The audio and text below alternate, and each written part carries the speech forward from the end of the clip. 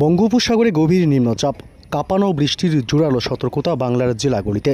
বৃষ্টির দুর্যোগ চলবে আরও কতদিন, কি বলছে হাওয়া অফিস, বিস্তারিত জানাবো এই খবরে।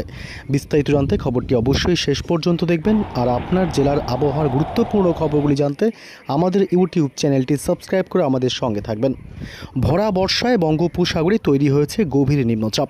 তারই জেরে এবার দক্ষিণবঙ্গের একাধিক জেলায় লাগাতার বৃষ্টির পূর্বাভাস দিল হাওয়া অফিস।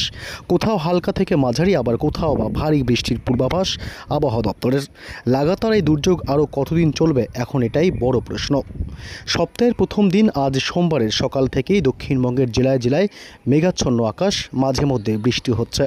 গতকাল রাতেও বৃষ্টি হয়েছে একাধিক জেলায়। আবহাওয়া দপ্তর সূত্রে খবর, এই সপ্তাহে প্রায় সব দিনই দক্ষিণবঙ্গের সর্বত্র হালকা থেকে মাঝারি, আবার কোথাও বা ভারী বৃষ্টি হতে পারে। উপকূলের জেলাগুলিতে বৃষ্টির পাশাপাশি 30 থেকে 40 কিলোমিটার গতিবেগে দমকা ঝোড়ো হাওয়া বইবে। আজ সোমবার দক্ষিণবঙ্গের একাধিক জেলায় অতি ভারী বৃষ্টির সতর্কতা হাওয়া অফিসের। হুগলি, 2 মেদিনীপুর, ঝাড়গ্রাম, বাঁকুড়ার মতো জেলাগুলিতে আজ অতি ভারী বৃষ্টির সতর্কতা জারি করেছে আলিপুর হাওয়া অফিস। সেই সঙ্গে দক্ষিণ 24 পরগনা, 2 বর্ধমান, পুরুলিয়ার মতো জেলাগুলিতে আজ ভারী বৃষ্টির পূর্বাভাস রয়েছে।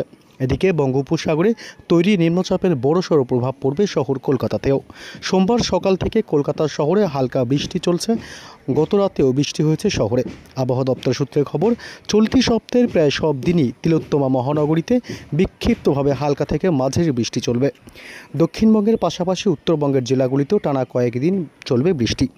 আবহাওয়া দপ্তর সূত্রে খবর, আগামী কয়েকদিন 2 পার্বত্য জেলা দার্জিলিং এবং কালিম্পংয়ের পাশাপাশি জলপাইগুড়ি, কোচবিহার জেলায় বিক্ষিপ্তভাবে ভারী বৃষ্টি চলবে। এছাড়াও বজ্র বিদ্যুৎ সহ বৃষ্টির পূর্বাভাস রয়েছে উত্তরবঙ্গের প্রায় সব জেলাতেই। চলতি সপ্তাহ জুড়ে উত্তরবঙ্গের জেলাগুলিতে দফায় দফায় বৃষ্টির পূর্বাভাস হাওয়া অফিসের।